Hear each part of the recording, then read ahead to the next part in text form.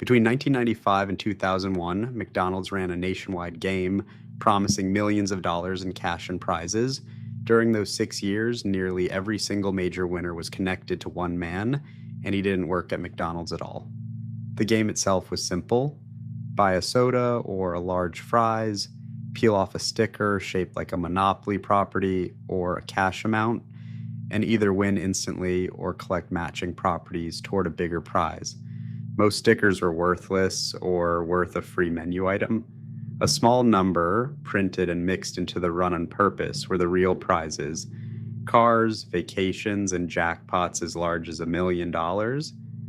Legally, McDonald's wasn't allowed to run its own sweepstakes in-house, a rule meant to prevent exactly this kind of manipulation, so it hired an outside marketing firm to handle the entire process, from printing the winning pieces to auditing exactly where they ended up. His name was Jerome Jacobson, a former police officer everyone called Uncle Jerry. He worked as director of security for Simon Marketing, the outside company McDonald's hired to print, distribute, and safeguard the winning game pieces for its Monopoly promotion. His entire job was to protect the integrity of a contest worth hundreds of millions of dollars in advertised prizes. He was reportedly so serious about it that he had his own staff's shoes checked before they left the printing facility to make sure nobody could smuggle a piece out in a sock. Instead, for over a decade, he was the one robbing it from the inside, using the exact access his job had given him to prevent that. Here's the twist almost nobody knows. By Jacobson's own account, he didn't start out planning a decade-long fraud. He claimed it began as retaliation after he discovered that Simon's own executives had already been quietly rerunning the game's supposedly random prize draws, specifically to steer high-value winners toward the United States instead of Canada, presumably to keep the promotion's marketing dollars concentrated where McDonald's cared about it most. The company meant to run a fair contest was already tampering with its own randomness before Jacobson ever took a single piece for himself. Whether or not that's the full truth, it's the story he told investigators, and he used that discovery to justify what came next. What came next was simple in concept and enormous in scale. As the man responsible for handling the highest value winning pieces, Jacobson could quietly pull them out of circulation before they ever reached a real customer, then hand them to people he trusted. He started with family, then friends. Eventually, by his own account, he crossed paths by chance with a man named Gennaro Colombo at the Atlanta airport, a member of the Colombo crime family. Colombo began recruiting his own network of fraudulent winners in exchange for a cut of the winnings, and from there, Jacobson's operation grew into something resembling organized crime more than a marketing scam. By the time the FBI finished mapping it out, the network of recruiters and fake winners reportedly included convicted felons, strip club owners, a psychic, and in one especially strange case, an entire family of devout Mormons, all funneled toward the same stolen game pieces. Thousands of small prizes, the free fries, and the small cash amounts were still won completely legitimately the entire time, since nobody bothered rigging a food coupon. Jacobson's network only bothered with the pieces that actually mattered. Between 1995 and 2000, investigators later determined almost every major prize awarded in the promotion, sometimes worth as much as $1 million, went to someone secretly connected to Jacobson. Real, ordinary customers were still winning cheeseburgers. They had functionally no chance at the prizes that made headlines.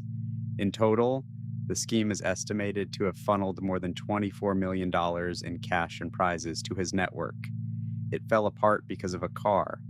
In 2000, someone recruited to win a Dodge Viper got uneasy and tipped off the FBI, describing an insider called Uncle Jerry, who controlled which pieces made it into circulation. Agents opened an investigation, fittingly named Operation Final Answer, after McDonald's own Who Wants to Be a Millionaire tie-in game. It became a genuinely massive operation, At its peak, roughly 25 agents tracked more than 20,000 phone numbers and recorded over 230 hours of wiretapped calls, all while Jacobson, wary of exactly this kind of surveillance, insisted on recruiting new people to the scheme in person, often in remote, out-of-the-way locations, rather than risk saying too much over a phone line agents might be listening to. Rather than shut the promotion down immediately, the FBI made an unusual request: keep the contest running exactly as normal, so agents could quietly gather evidence while the fraud continued in plain sight.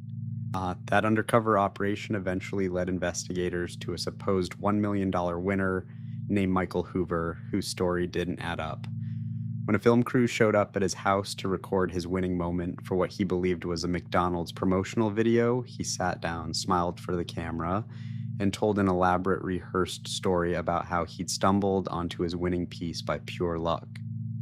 The camera crew wasn't from McDonald's.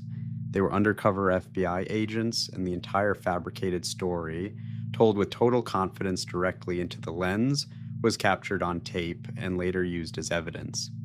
In August 2001, the FBI arrested Jacobson along with 7 others, eventually expanding the case to more than 50 people convicted of mail fraud and conspiracy across the country. Jacobson was sentenced to 37 months in prison and ordered to pay more than $12.5 million in restitution. McDonald's and Simon Marketing then turned on each other in court, each blaming the other for the breakdown in oversight that let one employee run a criminal enterprise out of a sweepstakes program for over a decade. The dispute eventually settled out of court, with Simon walking away with a $16.6 million payment from McDonald's, despite its own employee being the architect of the entire scheme. The monopoly promotion didn't disappear immediately, but it never fully recovered its old format either. It limped through a few more years under different names, before quietly vanishing from US McDonald's entirely by 2016. The fraud wasn't even its only controversy. In 2019, a senior UK politician publicly called the promotion a danger to public health, arguing it pushed customers to order more food and upsize their meals just to collect more pieces.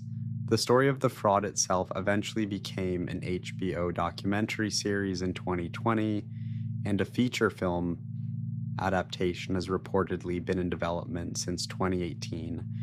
Then, in October 2025, nearly a decade after it disappeared and almost 25 years after Uncle Jerry's arrest, McDonald's brought Monopoly back, backed by a prize pool worth more than $471 million, including a $1 million cash prize, a new SUV, and 1 million frequent flyer miles.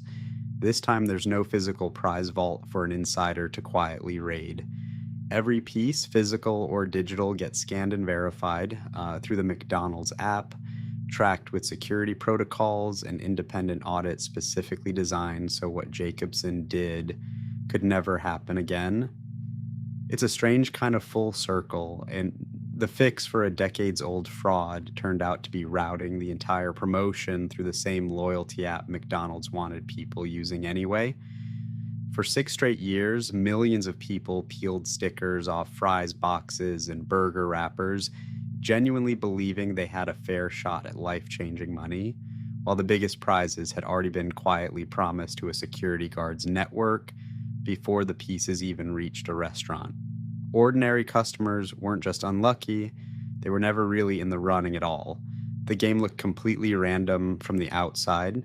From the inside, for the prizes that actually mattered, it never was. And the man whose entire job was to guarantee that randomness was the one person who knew it best.